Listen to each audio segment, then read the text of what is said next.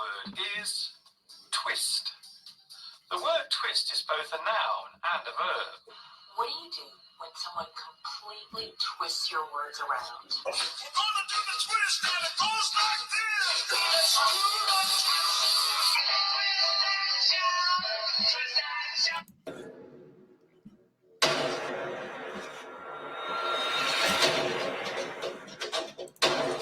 It's time for Twist, the week in sports talk with your hosts Mike Reeves, Matt Benn, and Greg Green Bay Bowman. Coming live from the Minuteman Press Studio, here's your host. What up? Welcome to Twist, the week in sports talk, episode 8. We're closing in on the big 1-0, fellas. Double digits. Flying by. So we're going to open the show today with another guest interview, Dave Stevens. We've shared a couple things about him. We're going to give him a call. Get it rolling.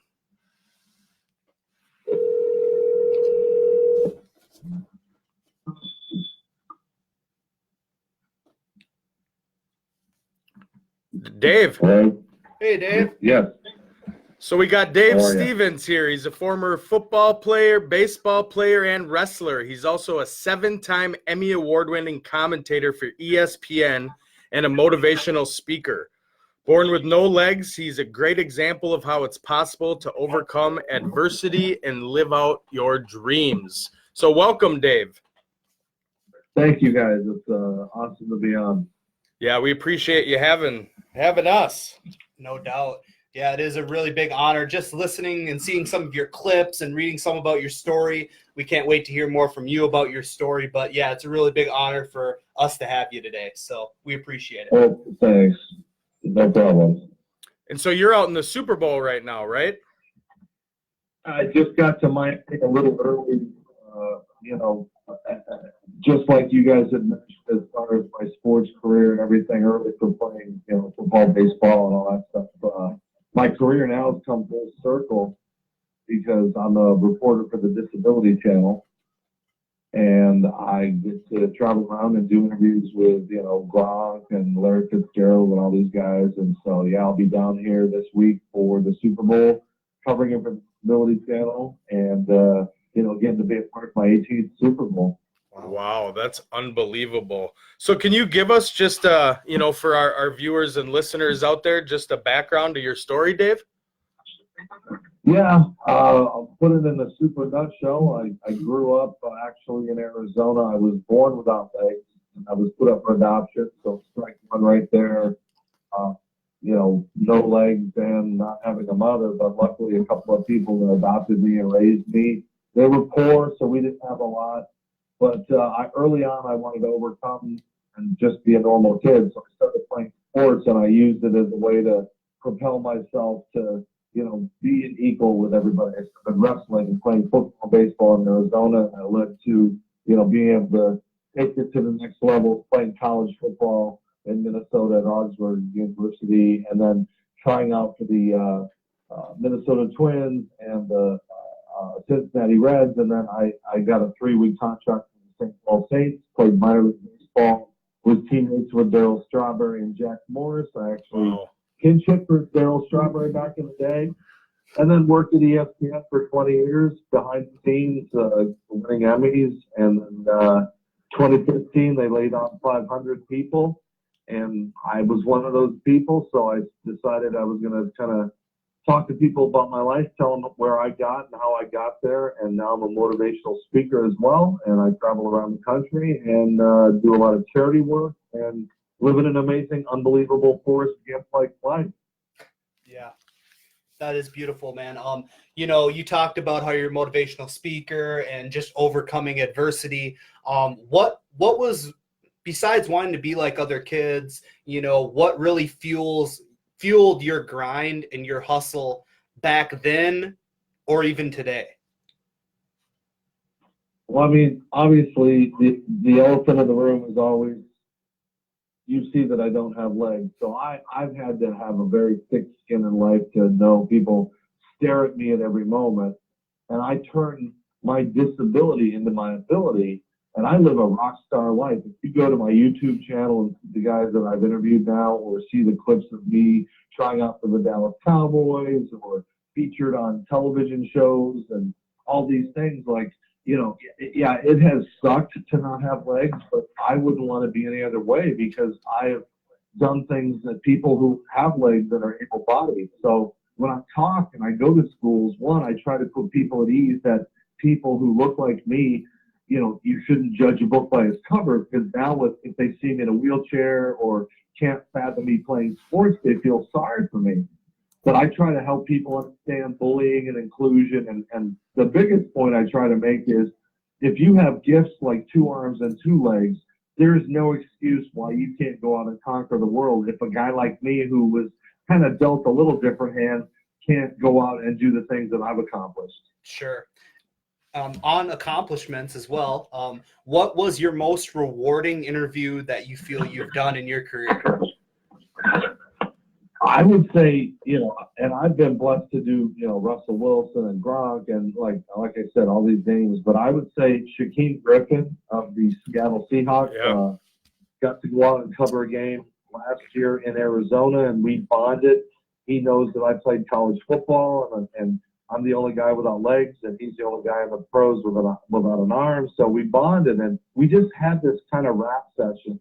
And then we met again a couple months ago in Philadelphia, and another great interview. And again, if you go to it on YouTube or the Disability Channel, we just kind of rapped what it's like to be stared at and have people, you know, not be in awe, but be afraid. And for us to go out and accomplish the things that we've done, it helps us to be role models for those out there, like the camp that I work with now, Nubability, which is baseball, football, basketball camps that we put on for kids that want to play able-bodied sports that are limb different.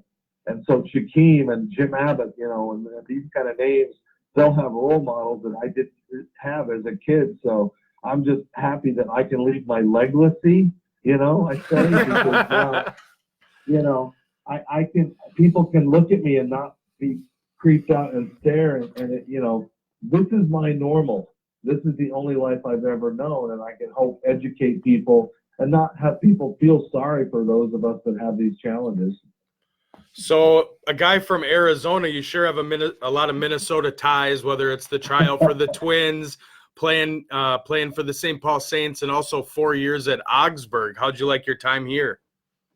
Oh, those 9 years were the best years of my life. I worked at KSTP for those times, the Hubbard Broadcasting. Joe Schmidt was my boss. Oh, Rob nice. Lear is now my agent, and I still come across a lot of these guys, like when I went to Dallas and interviewed the Vikings after they upset the Cowboys, and you see Bob Hagan and guys that are still working in organizations, and Dustin Morse with the Twins and all these things. Like, Minnesota was the most wonderful time of my life. It gets a bad rap, and people don't realize. They complain when it's cold on the East Coast. I'm like, you haven't been in 20 below for 10 days trying to start your car. You know? So, yeah, you know, and my experiences of, like, again, my amazing life. I met Prince, you know, one night in his bar, and we talked, and he never did those kind of things, and it got put in the newspaper, and you know, just all these great memories I have of just the people in the Midwest, you know, the openness, the open-mindedness, the culture. You know, it's not about religion. You can be Lutheran, you can be Catholic, you can be whatever, but you have to be a Vikings fan. You have to be a Twins fan. You have to be a Gopher fan, because that's the bond, because the state, you know, has these amazing teams that got to places. The Vikings lost 4 Super Bowls. The Twins, 2 great, you know, Minnesota Twins World Series that I was a part of when I worked there. So it stays in your blood, and then you have that frustration of getting, am I going to jump on the bandwagon? Am I going to support these guys? And then they win a postseason playoff game. You're like, okay, this is the year, and then the reality sets in. So, what was I going to? Oh, so back in the day, you know, you ran with your arms, whether at baseball, football. I watched that video when you tried out for the Cowboys. Was there ever, you know, I should use prosthetics, or that was just a no bueno for you? Yeah, you know, I wore artificial legs off the field, but it was never, something where one, you could be accepted, and two, I couldn't have played football. They would have said you have crutches and stuff like that. So there was no How to Do Sports Without Legs for Dummies book. So I just had to kind of evolve, and I'm lucky that I had coaches that worked with me in wrestling, and my coach in baseball stuck me in right field. And it's like, who would ever put a legless dude out in right field and let him lead off a game in a high school game, and all those amazing experiences I got to be a part of. And then, playing for Team USA in Ireland and Australia and New Zealand, and, throwing a 2-point conversion pass and all these kind of things Wow. that, you leggies, you guys with legs would only dream about doing. And I'm just blessed that I have the video to back it up, because when people see me or don't know everything, that nobody would believe it. Nobody would ever say, how. And if I had played in this day and age of viral videos and things like that, like, I'd have Leonardo DiCaprio playing me in the Dave Stevens story with CGI legs on, Oh, that's awesome. Dave, I got one quick question for you. Is with all these sports that you played, was there one sport, and I'm kind of thinking about wrestling, that really helped you with your ability to move your body, things like that helped you then, okay, well, if I can wrestle, then I can, learn how to, fill a gap in football or whatever? Was there one sport that you started off with which made you realize, okay, I can do other sports now? It was like grade school. I started doing softball and volleyball and flag football, and I realized, hey, I can do this stuff. But, wrestling in high school, I didn't even start till my junior or my sophomore year. My coach always wanted me to come out. He saw something in me, and I said, well, if you can ever take me to my back, I'll come out for wrestling. And he couldn't do it. One time, right before we were scrimmaging our own players, he jumped, and as the play fired off, he leveled himself into me and took me off onto my back. So I went out for wrestling. And I learned that after the first few times when I was not successful, the coaches started really working with me, and I got really good. And I had that advantage because you as a wrestler knew what to do against anybody with legs. You have your moves, you do your things, you work on all these kind of things. But you don't know what to do a guy without legs and the moves. And so I learned how to do things that they didn't know. And suddenly this legend happened of this legless kid that would, go win tournaments and be an outstanding wrestler. And word got around Arizona, and I beat 4-time state champions. And it was like, if I wish I had wrestled longer and earlier, but then the reality of getting to Augsburg where I was going to wrestle, and that, Augsburg's like a Division I wrestling powerhouse, even though they're Division III. And I jumped up 3 weight classes, and my first match was in the Bison Open out in, out in that big, huge unattached tournaments where you had wrestlers from the Olympics that, picked me up and, kicked my ass in about 2 minutes. So that was my biggest regret is not, doing it earlier. And, the reality of coming to Minnesota from Arizona, the wrestling was just too much for me to be good at. Got it. So you're at the Super Bowl with the Disability Channel. Do they have you doing anything special outside of just interviews? I mean, what's kind of your week look like? Well, we're going to be doing live stuff from Radio Row. So if anybody comes up, JB Smooth, entertainers, stars, all these people, they can sit down and talk to me. We'll be at Media Day at Marlins Park, and we get all these amazing access that a lot of people don't. And yeah, I mean, they look at me and things happen, but I look at it as we're giving people an opportunity to showcase differences and to show that these guys, when I do the interviews, if you've seen them, I don't need to talk to them about things ESPN's going to talk to them about. I want to know about their inspirations, their motivations, their childhood things that they want to do. And these guys open up to me, and it's been great. Guys like Gronk sent me autographed pictures after we did our first interview, and then said, come back and do another interview. And so I've gotten a good reputation. These guys see me. If you see my Facebook and Instagram and all my accounts, it's always a who's who of like, hey, Dave was just with Luis Rojas last year at a baseball camp, and now he's the Mets manager. So it's always like, a Kevin Bacon 6 Degrees of Dave Stevens. Like, I can always throw up something. It's like, oh, here I am with this guy. Here I am. You know, it's great as a motivational speaker. It's been a great tool.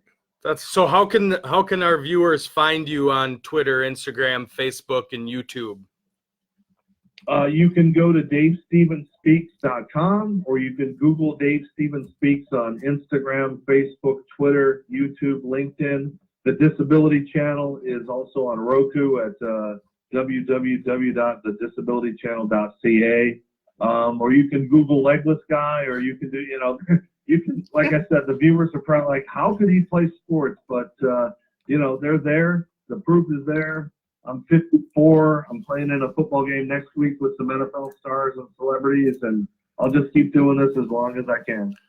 Well, that's awesome, Dave. I appreciate, you coming on with us. When I sought you out, I knew right away that your story was going to be inspirational, and I thought you would make a great interview. So I was extremely excited when you said yes to come on to our, little podcast show that we do live on Facebook. So we greatly appreciate it. I hope, I'll post it on Twitter after this, and obviously it's live on Facebook. But if you can help share and spread the message of your story and Twist, the Week in Sports Talk, that'd be greatly appreciated. I've just got one last thing. If you'd like to hear about a great story, Absolutely, viewers out there. As I said, I'm with Nubability, which is the baseball sports camps for able-bodied or playing able-bodied sports. And we had a young camper this summer named Will Walker, who was dealing with cancer, lost an arm, came out to the camp, was playing baseball. Sadly, the cancer isn't working as far as the treatments, and he's been labeled as terminal. And they started a small little Facebook drive that I was able to help and promote. I don't know if you guys saw it, to try to get Will to the Super Bowl, because he's a super big Chiefs fan. And we were looking at trying to raise like $5,000, and they just got 2 tickets donated, and they raised over $25,000 to send Will Walker to the Super Bowl to watch his Kansas City Chiefs play. So there are still good stories in this day and age of politics and Antonio Browns and stuff like that, and it just makes you feel really good. So watch for that story. Will Walker fighting just shows you again that there are things that if you do pray, that things can happen. So thanks again, you guys, for your time, and I look forward to seeing you guys. Yeah, thank you, Dave. Who's your pick in the bowl? Well, for Will and for my heart, I'm hoping for Andy Reid and Mahomes, and that we can kind of get another little Brady dynasty running for a while. Yeah. I'm hoping for the Chiefs, but it should be a close game, and the league's going to get what they wanted. Beautiful. Well, thanks, Dave. We'll talk to you again soon. Appreciate it, Dave. Okay, guys. Thanks a lot. Take care. See ya. Bye-bye. Beautiful. That was awesome. Yeah, I was super happy to get him, man. What a powerful story. I love that. What do you refer to us as? Leggies? Leggies. Yeah, leggies. Yeah. I love it. Man. All right. Let's kick out the show.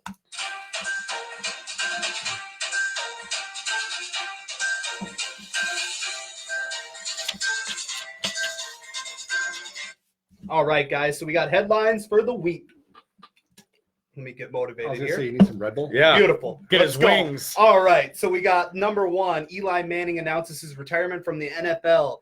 Eli played 16 seasons, 2-time Super Bowl MVP and champ, 4 Pro Bowls, and missed the playoffs 10 out of 16 seasons. No. He finished.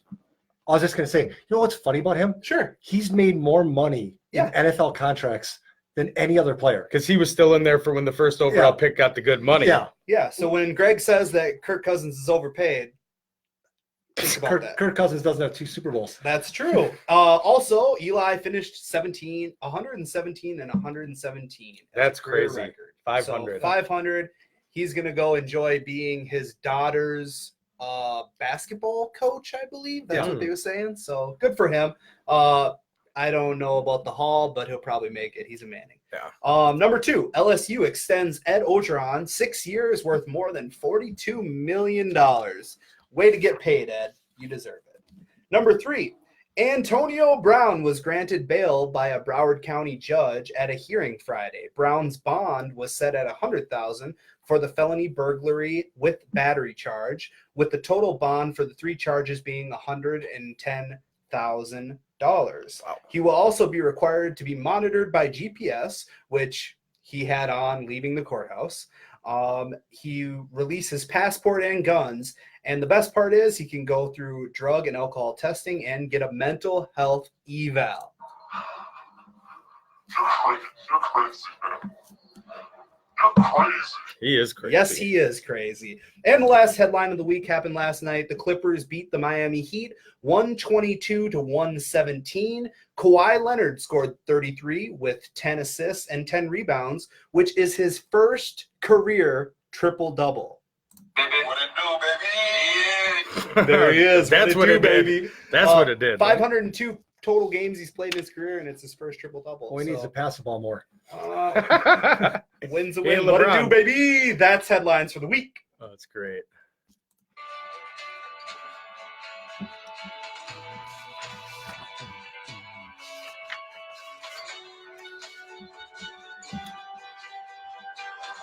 So on this day in the history of America, both sports and other, we added a little extra because there's some fun stuff that happened on this day in history. So in 1894, James Corbett knocks out Charlie Mitchell in 3 for heavyweight boxing title. 1924, the first Winter Olympics took place in the French Alps. Oh. Yeah. 1942, Carl Eller, Never heard of him. American football player, was born in North Carolina. 1964, MLB outfielder Pete Rose marries his first wife, Carolyn Engelhart. Also in 1964, the Beatles, I Want to Hold Your Hand, get their first #1 on the Billboard Hot 100 chart. 1943, Bid McPhee, American Baseball Hall of Fame second baseman, dies at 83. Good life. In 1947, Al Capone dies of pneumonia and heart failure. Yikes. One of the best gangsters of all time. 1949, the first Emmy Awards are presented at the Hollywood Athletic Club. Beautiful. In 1971, Charles Manson is convicted along with his cult followers. Yikes. You know something funny about him? No. He's never actually killed anyone. All Never right. by his hand. That's true. He That's just a Wisconsin thing to say.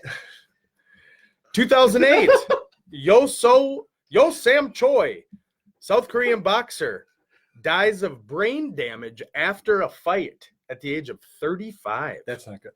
It's not good. And born on this day, Alicia Keys. Salute you. Showing. Wow. Well, There happy she is. birthday, Alicia. That was your day in history. And the San Francisco 49ers are going to the Super Bowl as champions of the NFC, 37-20. They knock off the Green Bay Packers. Reason for celebration here at Arrowhead, indeed, for real.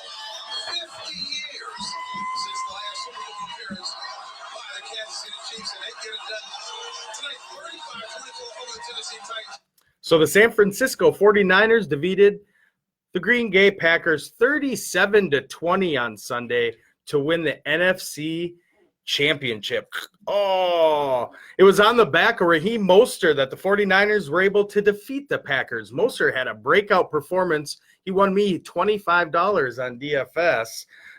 Went for 220 rushing yards on 29 carries and 4 tutties. Beast. The running back was so dominant that Jimmy G had to throw the ball only 8 times. As amount of episodes as we have. Ocho. Wow. He was 6 for 8 for 77 yards. The 49ers defense was dominant for most of the game. Packers failed to score a single point in the first half. I think the Vikes had 10 at least. Oh. They forced A-Rod to throw 2 interceptions and fumbled the ball 3 times. If my math's correct, I'm pretty sure that's 5 turnovers. San Fran last won the NFL championship in 1994 season when Steve Young and Jerry Rice were leading the offense. I would love to hear Greg's Greg? excuses. Over to you. There's no excuses. What was actually, first of all, decided to do a little shaving in honor of Aaron Rodgers. Got the mustache with a little bit of facial around. So that's tribute to Aaron Rodgers. Did I ask for your excuses? There's You want to no. act like a star? You better give me a star effort. Do you hear me? You hear me, Wow. Greg? Well, remember the Titans. Wow. Nice. Okay, so what I liked about the game, in all honesty, was it made it obvious what we need to work on in the offseason. We need to get rid of Jimmy Graham. No need to waste any money on him. We need a tight end. We need a second wide receiver in the way that the Vikings do. Sure. And our leading tackler, Blake Martinez, Sure. I don't care if you're the leading tackler. If you're tackling the running back 6-7 yards down the field, you're not good. Ooh. We need to attack at the line of scrimmage. Blake Martinez, if you're going to be the leading tackler, how about you attack the guy at the line of scrimmage? Be a little more aggressive. Sorry. I do want to say something. Go ahead. You just said like the Vikings do. We don't need a second receiver. No, like you guys have. You said Sorry. do. Do as in you do have Good that. clarification. I like that. Thank Do, you. like you do have that. Back to you. Okay, sorry. But all in all, look, I mean, you guys can compare and contrast. We played a week longer than you. We lost by the same number of points to the same team. Who cares? They're better. The 49ers this year are better than the Packers, and it showed what we need to work on in the offseason. I think what was really great for the Packers is they realized they can win games this year without relying on Aaron Rodgers. Sure. They don't need that, amazing effort by him in the fourth quarter. It would have been nice if it would have happened a few more times. But all in all, I think the two best teams are in the Super Bowl this year. Sure. Yeah, I agree. You guys are really upset that I Well, didn't. I'm not upset. I didn't have a mic I'm very tangent like last week. They're not in the Super Bowl, so I'm just happy. It's a great thing. But also the best part that I sleep so well thinking about is that Kirk Cousins has more playoff wins this decade than Aaron Rodgers. This decade, That's what it's all about. Which, if I look at a calendar correctly, That's what it's all we're about. Just give me this 25 one, days Greg. into this decade. Just give me Just this give it one. to them.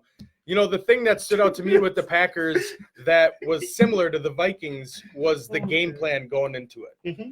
They had zero. I mean, to allow 220 rushes, Right. I mean, they just right away were blown away. They didn't adjust. It was embarrassing. I'm surprised there aren't firings and it. Yeah. Well, they haven't committed to bringing Patton back yet.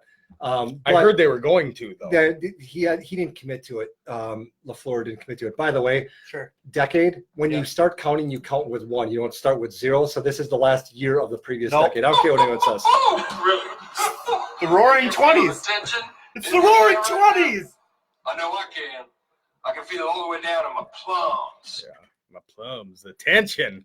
It's all right, Greg, man. All right. I The know about Kansas City heartbreak. Chiefs defeated the Tennessee Titans 35-24 on Sunday to win their first AFC championship. Kansas City won the game behind a brilliant performance that Mike Reeves called from Patrick Mahomes. The star quarterback was 23 of 35 for 293, 3 touchdown passes, and a rushing touchdown. The Chiefs defense came through, stopping Titans running back Derrick Henry. The Tennessee star was held to 69 yards rushing, his lowest since Week 15, and the first time he was held under 80 yards since Week 9. Henry had 1 touchdown. Kansas City heads back to the NFL title game for the first time since 1970, before we were even a thought. Who'd they beat that year? The Chiefs last time they won a Super Bowl. Who'd they beat? Because I know that they lost Super Bowl I against the Packers. Who'd they beat? That's right. They beat the Vikings. We were just glad to be there, man. Yeah, happy to be there. You know, Humbled. We like to go and win, but okay. it happens. Speaking of winning, Don't want to hear it. Oh. so Greg, Yeah. just wondering how the picks ended up. We're going to be making our Super Bowl pick next week, but it doesn't even come down to that. I don't believe. I'm not 100% sure. But for our picks that we've done every week, who won? In tied for second place was Matt and myself with 16, which was about what you got on the Wonderlic, right? 17. And Mike won with 21. Greg, we have to start I winning know. stuff. Oh. Yeah. 34 on the Wonderlic. Wow. You know what, Greg? I'm so sick of it. Winning is winning. I don't want to hear it. Oh, I'm so over it. Yep. We're gonna start losing viewers because you're annoying. The champ is here. You know, it's getting I'd be doing old. the same thing. It's getting old. I would too. But you know what? It was fun. You know, we'll be at it again next year. We got the Super Bowl pick, and then we got March Madness coming up. So we'll still continue. We'll do brackets and that. And so, you know, the competition will go on in the new decade, right? Yep, correct.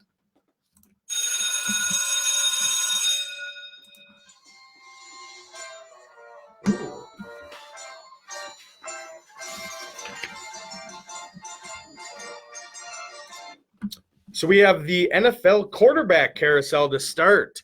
Tom Brady ready to meet with other teams in free agency per report. Brady is ready to discuss potentially continuing his career somewhere other than New England. If Brady leaves, the Pats need a new starter. So, does he leave? Who's the new starter? The carousel. When it comes to Brady, I would love to see him go to a place where they're already established. You know, the report that I heard was San Francisco because that's where he's from. You know, I don't see that happening because I don't see them benching Jimmy G would kill him. He's Yeah. not going to back him up Yeah. again. Yeah, I don't see that as being realistic. Do I know where he's going to go? He's going to stay with New England. He's a lot like LeBron. When LeBron left Cleveland the first time, he wanted to experience that whole free agency. Reggie White made it popular back in the early 90s. The whole idea of just going out and teams giving you what you want to really, promote, I think that Tom Brady just wants to do it. I think he's going to end up back at New England. And I think that Belichick's going to sit down with him and say, hey, you're going to come back here for 2 more years and you're going to prime your replacement. That's what I think. I think it's going to be a lot less dramatic than people are letting on. What do you think? I mean, it's going to be tough. I mean, Tom's stats for the season, 4,057 yards passing, 24 touchdowns, 8 interceptions. Who can fill that void, even though he is a fossil at this point, super The old. 4,000 yards is nice, but everything else pretty mediocre. Right. Yeah, definitely. But that team was mediocre. Not defensively, but offensively, that team is super mediocre. You got to put some weapons behind him. I could see him going somewhere else. But where does he fit, and who wants to take on a QB at this point? Buffalo would be interesting, right? No. But they got Josh, you know what I mean? Yeah. But I'm saying it's somewhere like that has a young quarterback that wants to just prime him. He's going to the Colts. See, I heard that. But the other aspect – He's out. See ya. The other aspect you have to look at is they're saying that his value to a new franchise would be $50 million when it comes to endorsements, selling gear, all that stuff. So any team would be smart to take him on just because his contract pays for itself and then some. Right. I mean, Favre was much better when the Vikes got him, but bringing on somebody like that was phenomenal, especially taking him away, from the pack. And they took him away from the Jets. He's going to retire. Well, it's because the pack screwed the Vikings and sent him to the Jets. Aaron Rodgers, another Hall of Fame quarterback. Which is why he'll retire a Viking. So, I think a great fit, and I also like it in Minnesota as a backup, is Taysom Hill.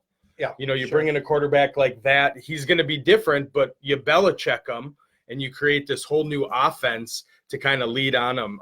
And they would offer him more money to steal him away, but I also like him in kind of the same role in New Orleans for the Vikings. Yeah.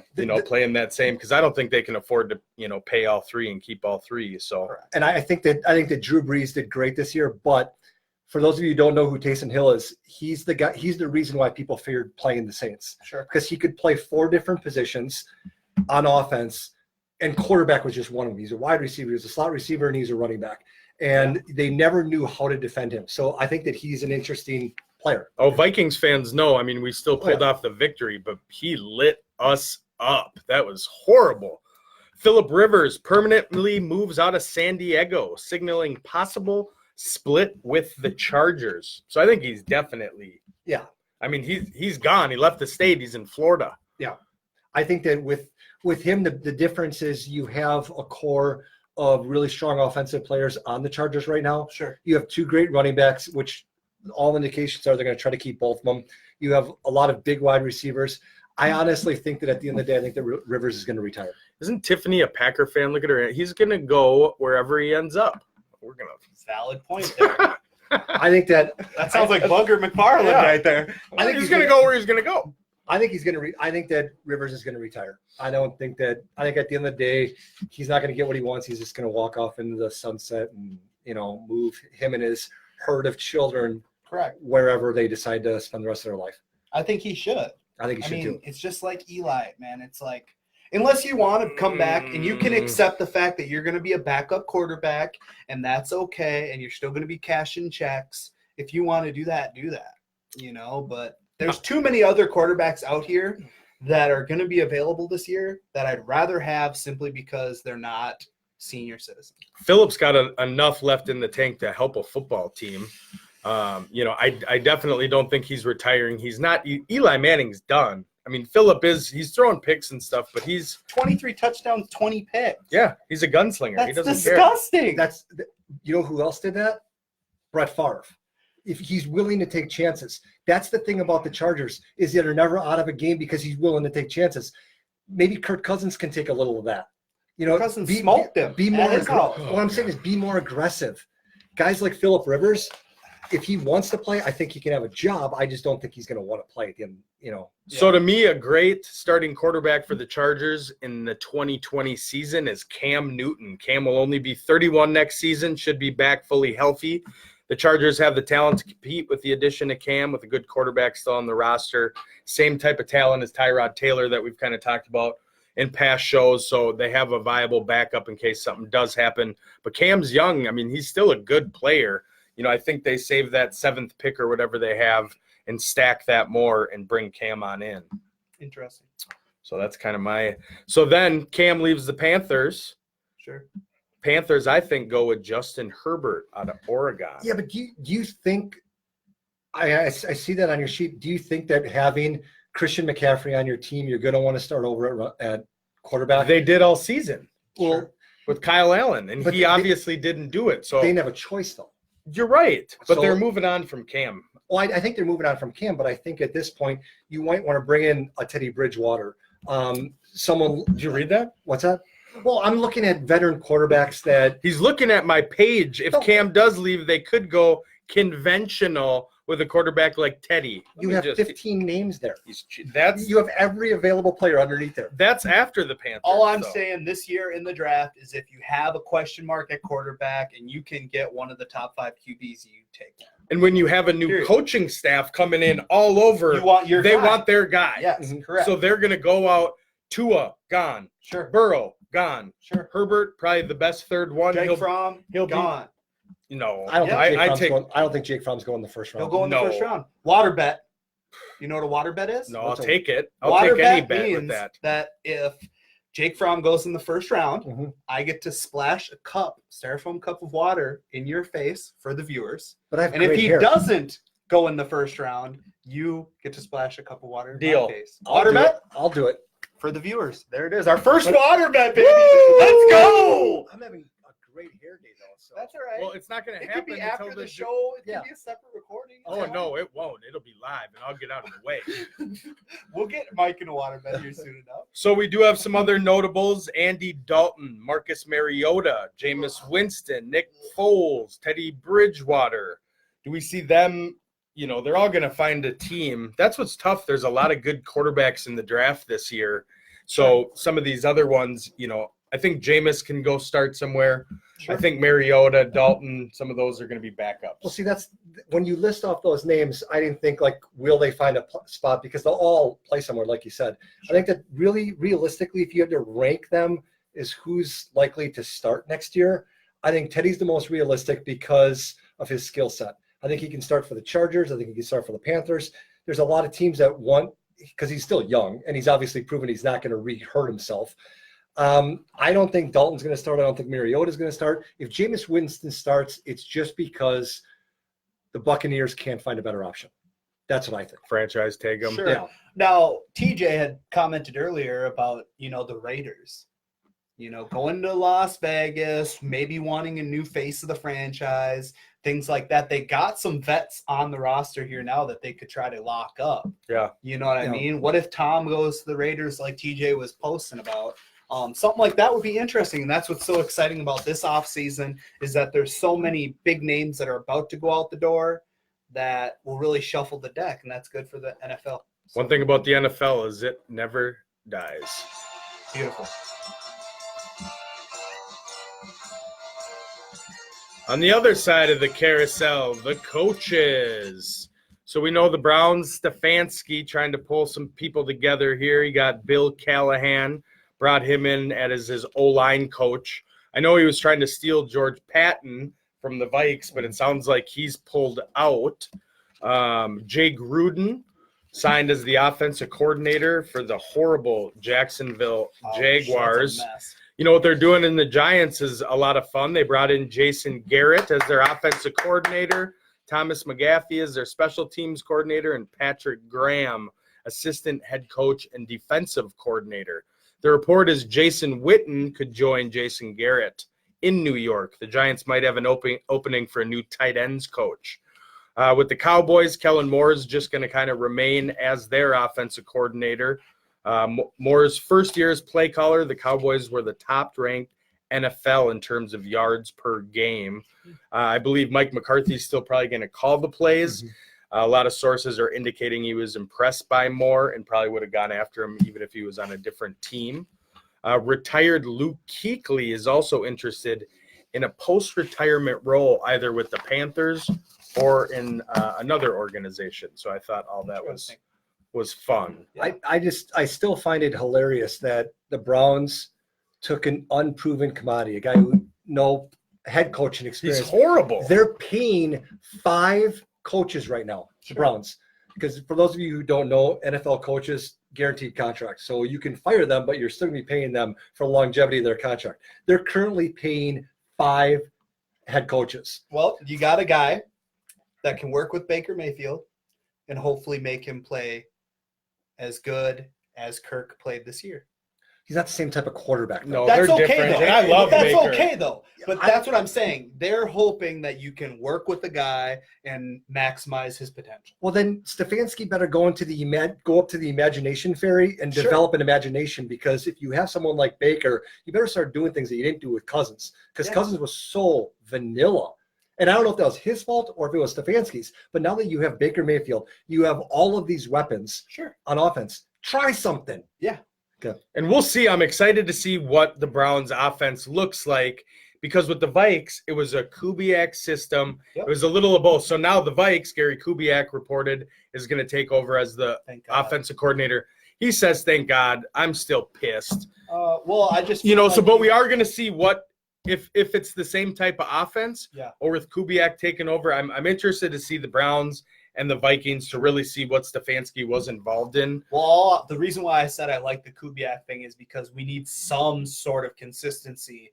At least Kirk's going to be working with a guy that he kind of was working with. You know what I'm saying? I get it. Because it's so much shuffling the deck. We haven't had an OC that's been consistent in the past how many years? We haven't even had a quarterback that's been consistent in the last couple of years. So to have a guy that's coming in again, see how it goes.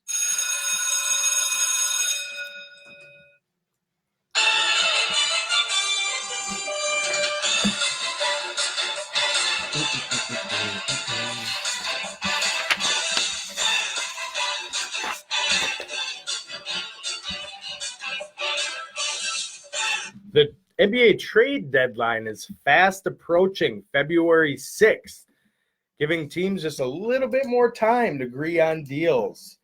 Deadline day moves that actually affect the outcome of the season are rare, which is why the Pistons' acquisition of Rasheed Wallace in 2004 and the Houston Rockets with Clyde Drexler in 95 are seen as legendary, as well as even the Raptors last year with Marc Gasol, with the Grizzlies, hoping that he would be the final piece kind of their championship. Correct. So going into it, you guys have some names to watch, some teams that are, chasing. What's going on? Names to watch. I got a bunch of them here. Let's start with basically anybody on the Pistons keep your eyes on them. We're talking about Derrick Rose, who right now is averaging 18 points per game. Andre Drummond, which would be huge to go anywhere because he's a double-double machine. That's those names. Then you got to look at like Robert Covington. Hopefully we can get rid of him. It's going to be tough. We're asking for a lot, which is fine. Because we still have him for two more years after this year.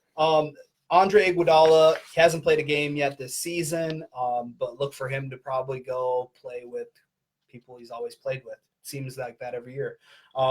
Kevin Love, that will be a tough name to move because his contract is disgusting, but you never know. Who do you got? I just follow up on what you said. Sure. What I think would just to place the name with the place.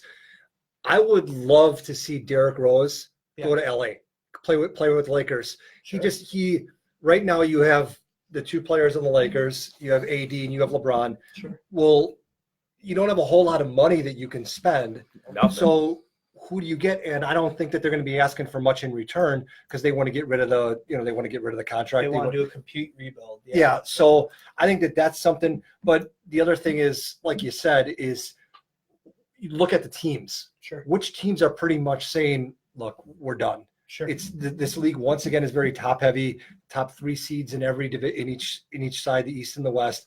So who are the teams that are saying, I don't want to be, feed for them at the 8th seed. So let's just rebuild. And like you said, the Pistons. And I think that if a team like the Lakers could get Rose, that'd be awesome to watch. Yeah. See, I think Rocco would be a good fit with them going against their same division in a team at the Clippers that have Kawhi and Paul George. Beautiful. So you bring in one of the best 3-and-D talents. I'd read something a few weeks ago. I have Kyle Kuzma here. Okay. Sure. So you package Kuz, a couple other smaller players, and a first-round pick for Rocco. Kuz is averaging 12, almost 13 points a game. Rocco, 13 points a game. You get a lot younger with Kuzma, and you're getting a pick. So I think that's great. On the other side of it, I still think they should go after, Russell, D'Angelo. And he'd be a great fit, when Golden State comes back next year. Yep. You're going to add the pick from a tanking year with all the injuries. That's exactly it. And then you're going to have Rocco, and then they're going to be a freaking dynasty But again. that's the thing about it. If you're going to ship him off, you want to ship him off to a bad team because you want to try to get a player and a pick if you can. Yeah, an early pick, lottery. Exactly, because they're a trash team, so you're going to get a great pick. Let's go. With D'Angelo, I don't see the Wolves trading to get him unless they have some sort of a commitment from the Cat. Because that's the reason why. We have a that's the commitment. reason He's why. locked up. But I'm saying They're both locked up. I'm saying you're gonna need more than 2 years. We have more. But that's the thing he's about in the it. first year of a 5. But one of his best friends is this, and that's why you're trying to get Russell simply because that's a Cat move. Yeah. Like Russell's great, but he's not spectacular. You're getting him to secure Cat. That's You're saying. getting them to. I read an article, Sure. and they've actually came out and said it. Yep. Those two are best friends. Who's their third, Booker. Benz?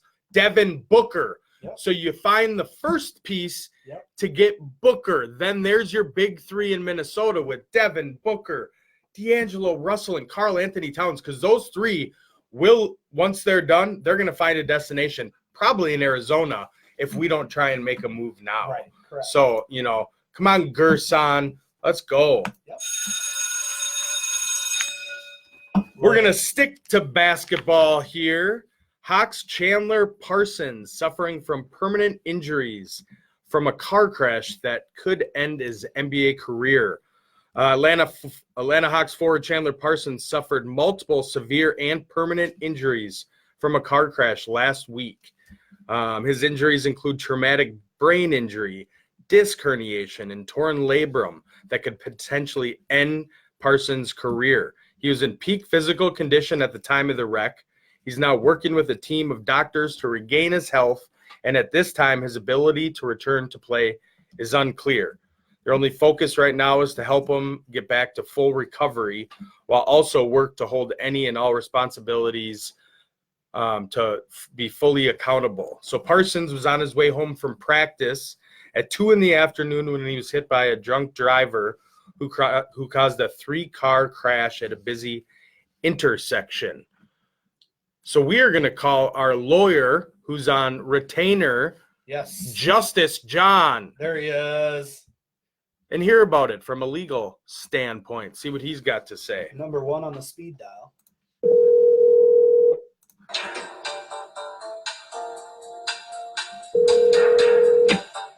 Hello, gentlemen. How you doing? Good, how are There you? he is. Got your theme music going. So we got John Daly of Daly and Marouche. You can find him What's on up, Twist World? You can find him on Instagram and Twitter at Daily Defense, and on Facebook at Daily Marouche. Marouche is Maruish. And where can they call you with any legal trouble for a criminal defense lawyer, John? Well, you guys can call my cell phone, 612-298-7136, 24 hours a day. If I'm sleeping, I'll get back to you. Nice. So we got John Daly here with Daly and Marouche. He's going to talk to us a little bit about the Chandler Parsons car crash where he got hit by a drunk driver at 2 p.m. So what do you know about the story, John? Well, Mike, I'll tell you, this is one of the really fascinating types of accidents here. So this was a 3-car accident where, multiple drivers were injured. He did not cite Parsons for criminal wrongdoing. You're breaking up a little, John. Revolving around contract law, also personal injury law, criminal law, and liability in general. So there's about 4 different avenues that this thing could go down the way you look at it. The first thing has to do with Mr. Parsons obviously being able to play, and finish out his 40 contract, which is guaranteed money. There's been situations in the NBA where if somebody is responsible for their injury in any way, it's being relevant to whether or not he was at fault in the accident. The NBA teams have been able to lower that guaranteed money and do a negotiated buyout, and so the player would get less money.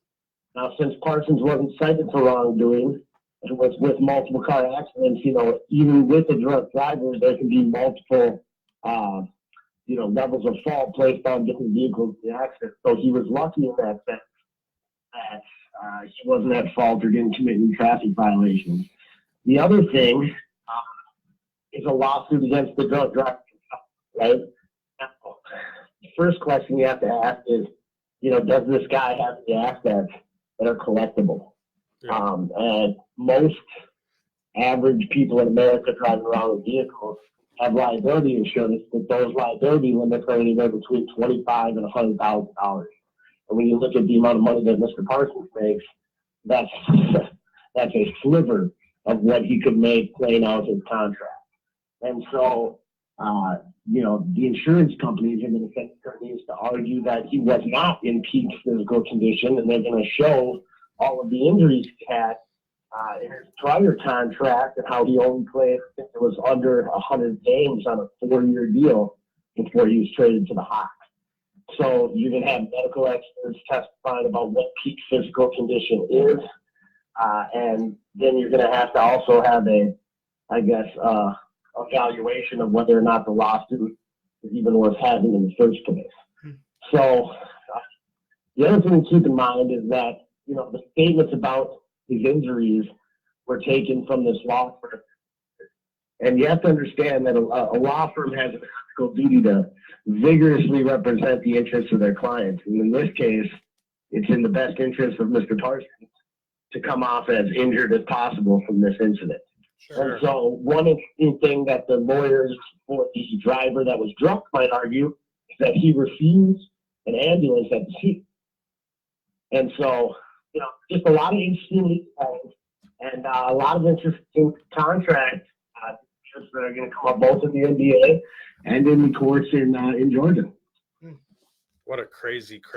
Yeah. So another thing in the law right now, we kind of touched on it earlier, is Antonio Brown is bonded out of jail right now. He's looking at a bunch of charges, one of which he could sit for the rest of his life. Yeah, right. What do you got on that, John? Well, in criminal law, the state likes to take advantage of what they call lesser included offenses, right? So they charge high, and that way they can scare people into taking free throws. When really, realistically, that the evidence might, have enough strength behind it to withstand a probable cause challenge and make somebody face trial. But in all likelihood, no real chance of success at trial. However, minor versions of those felony offenses, even lesser felonies, would have a much stronger chance of being proven at trial, even though not listed on. And another thing for the public to keep in mind is that every misdemeanor, gross misdemeanor, and felony case, comes with bail. And when they issue a complaint, a lot of times the person didn't get arrested at the scene. In this case, Antonio Brown wasn't arrested the minute that this incident happened. Yeah, he So locked what the himself government in. does is they issue a warrant for their arrest. And a lot of times what you see happen is exactly what happens here. Antonio Brown voluntarily turned himself in. Sure. The media sometimes likes to spin that as, this is so atrocious, there's a warrant for his arrest. Well, that's standard operating procedure in any felony case. Well, there was a warrant for his arrest because his buddy was outside and he went into his house and refused to come out. Yeah, well, that's his right too. Without a search warrant for the residents, they can't enter. So, they didn't have that, and so the government, did exactly what they do when, the suspect is not. They just issue a warrant for their arrest, and then, obviously Mr. Brown got in touch with his attorneys, who advised him to turn himself in. And, the one thing that's interesting in these cases is the amount of bail they set on them. When somebody posts $110,000 in bail, usually that's without conditions. And, to not only have to post that amount of bail, but to have GPS monitoring and a pre-trial psych and chem eval, although very common in criminal law. I mean, that's a little bit of celebrity status attached to the bail rates. Right. The true purpose of bail, guys, is to assure your appearance in court. Public safety is only a secondary concern when it comes to a bail argument. In the state, a lot of times, will put public safety as the primary driving force and almost kind of stick the judge or play on the judge's emotions based on the complaint to get a higher bail. Well, awesome. Well, thank you for shining a light on a couple of those cases. We will continue to have John as our retained lawyer on whenever, some idiot wants to drive drunk or throw rocks or anything. He will come on and tell us his legal opinion on it. So thank you for coming on again, John, and we'll talk to you soon. Yeah, before I go, guys, I just want to tell you, we got one rock to throw. And that's at Green Bay Greg. Yes! The real story of the week. Yes! Is how the Green Bay Packers went 0-1 in the playoffs on the road this year and just got humiliated in San Francisco. Now, I know the Vikings didn't win either, but, man, feels good to be 1-0 on the road in the playoffs this year, boys. We got to cut him off. Thanks, Johnny. I appreciate that. Have a good See you day, guys buddy. later.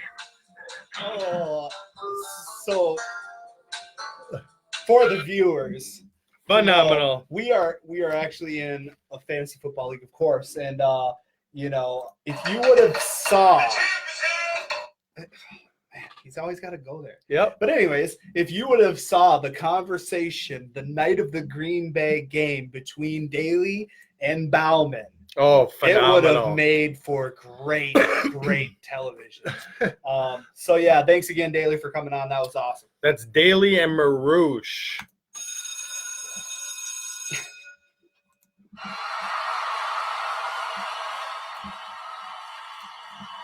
Put your hands together for the twist topics of the week. All right. Twist topics. Twist topic number 1. Ooh. Now batting for the Yankees, number 2, Derek Jeter. Number 2. So Derek Jeter. Derek Jeter was 1 vote shy of unanimous for the Baseball Hall of Fame. He will be going in, but he was 1 vote shy.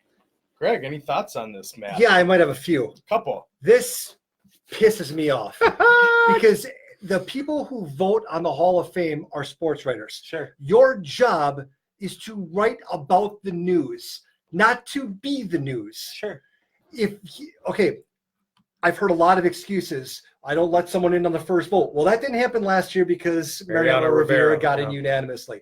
I've heard the excuse of, you know what, we're only allowed to put 10 names on. He doesn't need my vote. Other guys might need my vote. Sure. I want to see his sheet. I want to see the 10 other names because I find that to be complete BS. You know what? If a guy deserves to be in the Hall of Fame, he deserves to get in. He doesn't need some jackass 60-year-old man who wants to make a story about himself to not let him in. Sure. That guy should be, his vote should be removed. You no longer are allowed to vote. It's that simple. If you want to make the story about you, no longer get to vote. You can go, you know what, do a podcast somewhere in Wyoming and, you know, start talking about who you would let in and not let in the Hall of Fame. But you know what? Your job is to pick the players deserving to get in. Sure. End of conversation. Okay, I'm done. I'm done. I guess they're right. Senior citizens, although slow and dangerous behind the wheel, can still serve a purpose. Good job, Greg. Wow, Way to vent. there was Holy his cow. rant. Yeah, I bet you was a Red Sox fan. And I'm not even a Jeter fan, and I hate the Yankees. Oh. But what's right is right. There you go. Well, what's crazy is you touched on it. There's only been one person ever to get a unanimous vote, and that was last year. And So, I mean, who cares if he didn't get it? There's only been one other person in the history of the Hall of Fame to get a unanimous vote. Is Derek Jeter worthy of it? Absolutely. If it were 4 votes shy, it wouldn't even be a twist topic. That's true. But at the same regard, keep in mind, he played 158 games in the playoffs. For those of you who don't know, that's essentially an entire baseball season. Yeah. He batted .320. He had all-star numbers playing against the best of the best in the playoffs. Yeah. So what his career is, clutch. He deserves to get in. He deserves unanimous. I just don't like the fact that these sports writers want to make the story about them. It's not about them. The story should have been about how deserving he was, not the one guy who let him out. Well, I think he didn't make it because of what he's doing in Miami. But which, yeah, that's a dumpster fire in itself. Yeah. Twist topic number 2. People think go hang out with their friends. Me, I go wake my stepdad up at 5:30 in the morning because I just love playing with the basketball. yes, he does. Zion Williamson made his debut earlier this week. It was pretty darn good. What do you guys think of the debut and the outlook for the rest of the season? What I like more than anything else is how they limited his time. In his first game, he had 3 points in the first 3 quarters, and then came up and had 17 in the fourth. 5, I think, 3 or 5. Yeah, and he 17 straight points. What I like about it is that Gentry's limiting his minutes. Well, He's not. You're not going to force him back in. You're not going to, balls to the wall to try to make the 8th spot in the playoffs. You know what? Ease him back in, and I think that's the smart thing to do. Wouldn't be that bad of an idea to sit him every now and again, lose a few games, get a good draft pick. Exactly. So yeah. I think I watched his interview after his first game back, and he talked about how, when he first got out there, it was kind of just about getting into the rhythm of things, kind of blending in with other people. And then when he came out and scored those 17 straight, it was like, all right, I'm ready to go. Like, let's go. Let's rev up. Yeah, he's explosive, man. I think as an NBA fan, I'd like to see him in the playoffs, but also if I was a Pelicans fan, I could also see why you would want another pick with that youth on that team. I think you take a Kawhi approach. Sure. He doesn't play back-to-back games. Load management. Yep, load management. He's so fun, and watching him at Duke and even in high school, he's, I've been kind of following him like I followed LeBron and like I follow Bronny. What people sleep on is he can stroke threes. Yeah. He had 4? I think he was 4 for 4 from threes because they just see this big hunk. And I mean, he's not Stephen Curry, don't get me wrong, but he can stroke. I mean, he's an all-around player. So I thought that was great to see that, you're gonna leave me open for it. Fine. I'm gonna make it, and not only just, go 1 for 8, but I'm gonna go 4 for 4. So I thought that was really cool. I'm excited to see him healthy for the rest of the season. I do think they kind of take a little slight approach to it. And yeah, I would try and get another draft pick too. I mean, they're in no rush. They have a lot of young talent. Sure. And if they manage it the right way, they could be a great team for the next decade. Twist topic number 3. Plays the quarterback position like a middle linebacker. So the Bengals don't plan to trade the number 1 pick who could potentially be Joe Burrow. Is that the right or wrong move for the Cincinnati Bengals? You can take out the word potential because they're going to take him, and I think it's the smartest thing to do. I think he's, of all the quarterbacks, when you factor in talent, injury with Tua, I think that Joe Burrow is the safest pick. Not guaranteed because he's playing for, obviously, a terrible team, but I think he's the safest pick, and I would do the exact same thing. This sucks, and it's horseshit. But I'm too polite to say anything because I'm a class act. Yeah, you are, Greg. What do you think? Oh, I agree with Greg 100%. I think you don't get the number 1 pick in drafts ever where you have a generational talent like Joe Burrow. I mean, we'll see what, those numbers translate to in the NFL, but he's phenomenal. He was so fun to watch and broke so many records, and they're desperate for a quarterback. The nice thing about it is they drafted Jonah Williams in the first round last year, and he was out with an injury. So he's going to be back. So it's like they have 2 first-round picks, an offensive tackle, and a quarterback. So I take them. I don't care if you give me all 7 of your draft picks. I don't care if it's a Herschel Walker trade. I'm keeping them. I just am. It's tough because, Joe is the best quarterback in the draft, but I think Chase Young is the most talented player in the draft. And also with all the quarterbacks that we talked about earlier, you've got those out there available as well to maybe get them to come over. I think Chase Young will be the most talented person to come out of the draft. And unfortunately, when you put great young talent, college quarterbacks, onto teams and start them right off the bat, it's tough for them to turn a franchise around, man. So is it going to make Cincinnati a playoff team? No. But it's gonna be a tough road. They're gonna take them though. Yeah, I mean, when you, like I said, when you have the number 1 pick, and there's a potential quarterback, because you never know. You never know. You just never know. But exactly. you almost have to bank on that he is, because I mean, a Chase Young isn't going to do anything for him. Right. They need a quarterback. And are you going to take a flyer on a different one? You move back to 5 and then get a Justin Herbert like we had talked about. You definitely don't move back. You roll that. You take whatever you want to do. So 3-0 for Burrow. Twist topic number 4. Beautiful. Maybe I can spin it in anything. I can spin it in anything. Dominate this game. Make a nice Instagram post.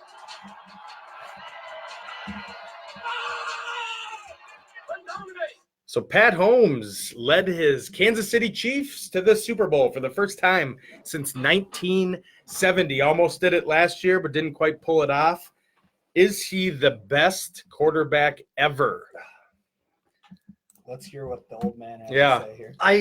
I heard this argument. OGB, Green Bay. I heard this argument earlier in the week. Is he the greatest ever? Let's pump the brakes a little bit. Is he the best quarterback in the NFL right now? Yes. I think that Lamar's going to be MVP. He's a quarterback. Yeah, don't give me MVP stuff. I don't think he's the greatest quarterback ever. I think that he could be. I think that he can do for the quarterback position what, Troy Aikman and Peyton Manning did, which is, kind of turn it into that pocket passer, which was not done all the time back then. He's now developing a new system of quarterback, which is be able to expand the size of the pocket. Yep. And I think that Pat Mahomes can do that better than Lamar Jackson, better than better than Aaron Rodgers ever did.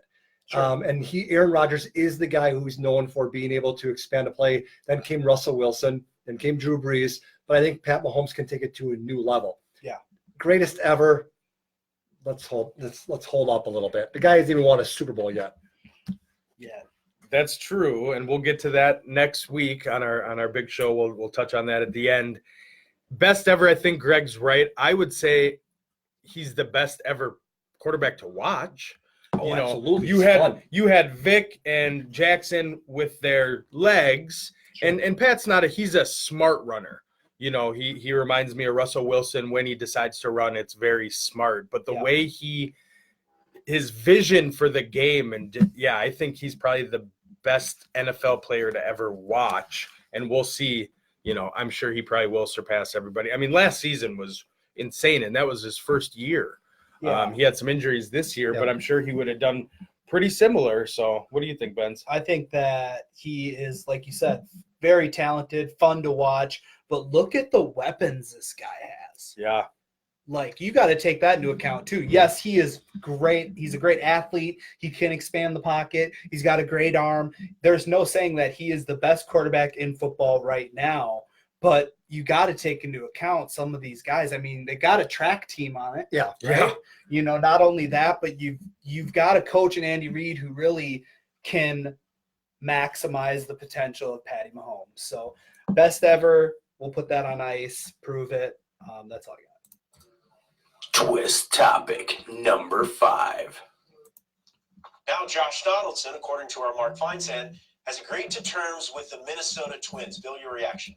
That adds some thump to that lineup. I'll tell you that right now. Woo! Some thump for sure. The bringer of rain. With the Josh Donaldson signing, is he the best on the roster to date? Oh, before you answer that question, Greg, let's go through this lineup. So you've got batting first, Arise, Luis who Arise. we gave away a signed baseball. Yep, no fan big HQ. deal.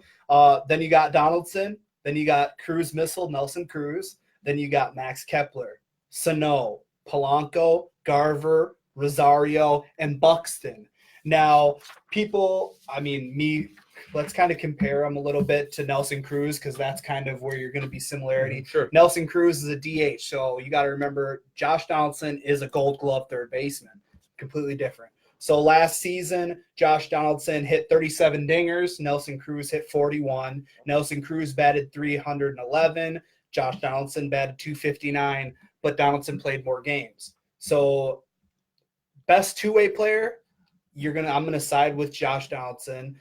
Best batter, we'll see if Nelson can still hold up, which I think he will. But don't be surprised, you've heard it here first, if Byron Buxton becomes the best player on this team.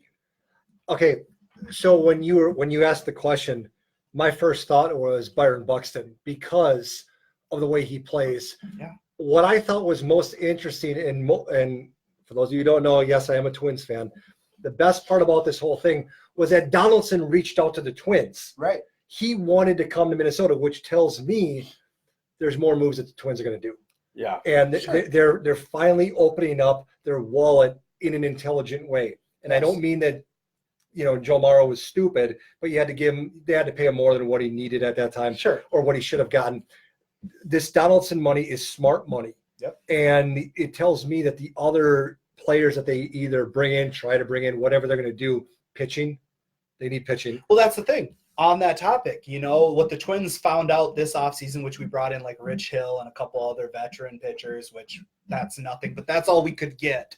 So what the Twins did, in fact, is go get more Bombas. Yeah. Because we can't get pitching right now, so we might as well get more runs. Yeah. So that's a smart aspect of doing that, and I'm glad they did. Also, you got to figure that they're not going to have guys that are going to be hitting as many home runs as they did last season. So now you've got Donaldson who hits 25 to 30 dingers every year. Yeah, and I think that having him in the lineup is going to help guys like Buxton. Oh, yeah. I don't think it's going to do much for Cruz. I think Cruz is, he would get these numbers no matter who he plays for. But I think it's going to, influence more guys like Buxton who were kind of on that cusp. Sure. Are they all-stars? They're close. But he fits into the Yes. lineup. Yes. They have fun in the dugout, and that's what he's all about. Yeah. So, yeah, it's going to be awesome. And they don't cheat. So, there's that.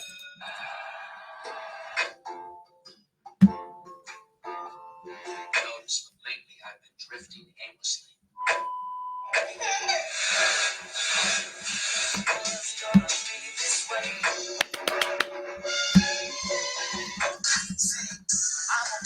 It's Greg's favorite song right there. So what are you guys watching this evening? Saturday, January 25th. Go ahead. College basketball, but I'll pick a specific game. I'm watching Kentucky number 15 against Texas Tech number 18. That's at 5 p.m. From all the games that I saw, really, that's where it's going to be at. So what about you, bud? College basketball is great. I'm boycotting sports for this weekend because the NFL Pro Bowl decided to let in Xavier Rhodes into the Pro Bowl, which is played tomorrow. So, okay, I'll watch college basketball. Yeah, college basketball. And we're talking about what to watch tonight. So I'm dropping the kiddos off at my parents', and I might try and bring the old lady down to the Minneapolis Convention Center tonight for fight night against Caleb Truax. Let's go. Who's actually going to be our guest on March 21st. So he is a pro boxer, Caleb Twist that. Truax. Caleb the Twist Truax. Yep. So that'll be at the Minneapolis Convention Center tonight. So I am excited about that. Go I don't Caleb. know why luck you to him. refer to your girlfriend as the old lady. Well, if you've ever seen what was it, Sons of Anarchy, you would Yeah, understand. that's what it's Your from. old lady is the one and only. So Got it's no it. big deal, Greg. All right. So thank you for tuning in. Thank you to Dave Stevens, who was on the show earlier today. Yes. Next week, 3 NFL ex-players, Corey Withrow of the Vikings, John Abraham of the Falcons, and Jeffrey Burgell of the 49ers. Let's see ya go. next Thursday at 5:30 Thursday special. Let's go. for your 9th edition and Super Bowl edition of Twist. You Twist guys have it. a great weekend. See you later.